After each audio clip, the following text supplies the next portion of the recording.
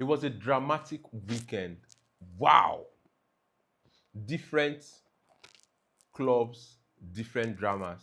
Man City lost to Brighton this weekend, and we didn't see that coming. We can attribute that to Rodri not being in the team and a lot of fatigue.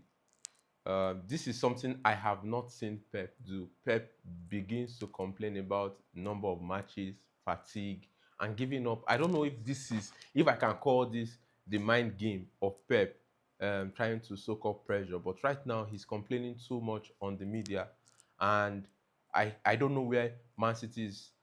Man City being Man City, but I am beginning to see those lapses in their game because when Man City usually comes back is they play well, they lose, they come back with good fire force. If we are going to see Man City to be Man City, like someone said, if Pep is running out of ideas, he should just begin to wrap up. But then again, Pep knows football so much, and I am believing he will do the magic he usually does. We can excuse him for being November. We can excuse him for being in. From December, he begins to perform all the magic. Chelsea Liverpool played at Stamford Bridge, and it was a fiasco. A lot of drama, a lot of highs and lows, a lot of the fight between the two teams. We can say for a fact that Chelsea is beginning to rise up the ranks and they are beginning to play the football all Chelsea fans want to see.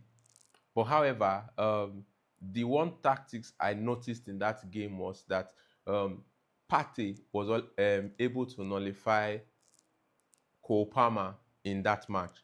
And in the analysis, you could see that Palmer didn't play too well. You can also excuse it to the fact that we can say probably he wasn't fit. He was rushed back quickly into that match. But however, we didn't see the best of Palmer in the Chelsea Arsenal's game. Then again, someone that caught my eye was Neto. The way he played the left flank when he switched to the right flank and was given that one chance to give that shot on target. I was really scared in that match for Neto more than I was scared for Palmer. But you could see the fight power of Casedo. Casedo seems to be like the best central midfielder in the Premier League currently. His firepower, his fight, his drive. He was given the captain handband in that match, and you could see the fight and the desire in him. I don't know what Maresca has done to Casedo, but we are beginning to see the best of Casedo as he continues to improve. I think that price tag of 100 million is out of his head now and is beginning to play his game like we expected him to play. It was a fantastic game, and it was, even though it was stalemate between both clubs, both London clubs, right? Another interesting catch in that match was Odegaard. Now, Odegaard in the Arsenal team opened up that static one shot on target Arsenal team that we have seen over the week. Arsenal began to create chances, even though the last minute shot that Trossard was supposed to score, he didn't score it. But it was a fantastic match to see between both teams. I think there are signs that Arsenal are beginning to come up. They're beginning to play that bit of free-flowing football. I don't know if it is the creativity of Odegaard, but he seems like to be like the only creative force in the Arsenal team. But from watching that match, I cannot also say in analyzing it from my own angle as to say the combination of Odegaard, Moreno, and Partey seems to be free-flowing than the two static Declan Rice and Partey with Odegaard. I think if we have those combination more, Arsenal can begin to improve. But other fans are saying Arsenal need a centre forward, Arsenal need a striker. We could see in that game that if Arsenal has a centre forward or a clinical finisher, probably they would have leveled that game and finished up that game. And those chances that were missed will have been called goals. But let's see what Arteta does from now till January when the transfer market opens again. Another team that blew my mind is Liverpool. Liverpool played amazingly well and made Aston Villa look very average. they have picked fine form, and his slot have come into the Premier League and has adapted into the Premier League. He seemed to have gotten all his players to click, flow, improve, and they seem to blow teams away. Whatever team they find themselves playing, they just blow those teams away. And Liverpool are in high flying colors. I'm so impressed and so good to see Liverpool play at the level they play. They are 5 points clear top of the table, and they are doing well. They are not struggling to get points. They are just playing their game, and they are winning games in perfect conditions. Um, Tottenham lost their game against Ipswich. We didn't see this coming from the same Tottenham that won Aston Villa. No disrespect to Ipswich, but we all expected Tottenham to win, but they did not. Um, that's why I said this weekend has been a weekend of drama, a weekend of the unexpected. The big boys are beginning to. I don't know if there are too many travels that are happening to them, or if I will begin to consider what Pep is saying, as to say the travel, the fatigue, and the too many game time for players going into injuries and the likes and those likes. But this is what we can see from the games that catch our fancy this weekend. I failure to also mention that Man U played extremely well since Van Nistelrooy took over Man U. It seems like they just broke all the chains and all the shells, all the static um, gameplay that Man U usually had.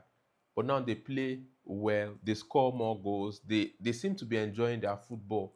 Um, Amaran is in the building. He's in Manchester United right now. After the international break, we expect to see him in the dugout coaching Man United. I hope Man U stays up there and keep that flying going. You know, that's how the weekend went for us. We can see all the people we expected to win not winning. We can, from these few points of mine, we can categorically see that um, this season is not like we all planned it to be. Every one of us wrote out Liverpool that they are not going to perform well this season because nobody has seen how an slot perform. But it seems to be blowing all of us's mind. Man City, that was given as the top title contender, seem to be slipping away, even though they are second in the table. But Man City being Man City, let's see what January gives. If by January that we are going to see a different Man City. All attention was pointed to Arsenal this season to say Arsenal was going to do well, Arsenal was going to blow everybody away. Arsenal has competed with Man City over the course of two to three seasons, coming close twice with over 2 seasons. But however, they seem to be in the mud in this period. I don't know if I will attribute that to injuries, if I will attribute that to mentality issues, if I attribute that to the players' um, disciplinary issues. Because right now, I can't tell what exactly is wrong with Arsenal. If we call it striker issues, also from what fans are saying. But we need to look at this critically as to say, what do Arsenal need to win? We also want to look at Tottenham. The coach, however, is saying over the course of time, he's responsible for how the team have been faring, or how the team has been playing rather, and they have not been winning games with the kind of front line Tottenham has. They're supposed to be in the top four in the Premier League, but Premier League gives you all those dramas, all those suspense, all those catchy moves, all those you come out of each game wondering why this team is not winning. However, this is my analysis for the weekend preview, and I want you to comment, subscribe, follow, like, share. What did Chelsea do right? What should they have done better? What is Arsenal playing? Liverpool, all the Liverpool fans, all the Man U fans, all the Chelsea fans, all the Man City fans, please let me see your comments in the comment section. Support this channel so that we can move to the permanent side.